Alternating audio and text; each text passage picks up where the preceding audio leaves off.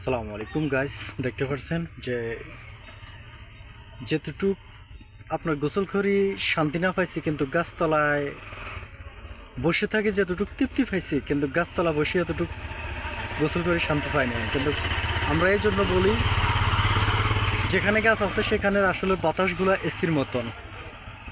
এই জন্য আমরা আশেপাশে, বাড়ির আশেপাশে আমরা গাছ লাগাবো বেশি বেশি করে, যেন আমরা এই অক্সিজেনটা কিন্তু আমরাই পাবো, গাছের কারণে আমরাই পাবো।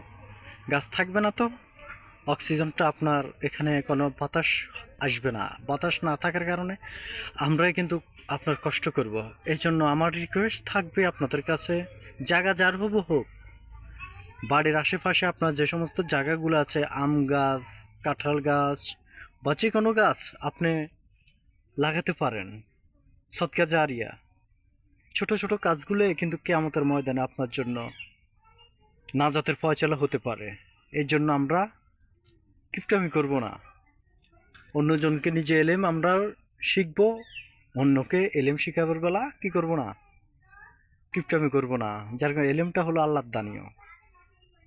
এই জন্য আমাকে দেখতে পাচ্ছেন, আমি তো আগের ভিডিওতে দিয়েছি একটা গাছতলার ভিডিও, যে জন্য আমি এখন গোসল করে আসছি। আলহামদুলিল্লাহ, গাছতলায় বসে থাকি অনেকক্ষণ, লং টাইম একটু রেস্ট নিয়েছিলাম, এখন যাই গোসল করে আসছি। আলহামদুলিল্লাহ, আমরা এভাবে গাছ লাগাবো, কাছ থেকে আসি যেন কমপক্ষে গাছতলায় জাস্ট 20 মিনিট বা 5 মিনিট, যার যার সময় অনুসারে সেই ওয়েট করতে পারেন।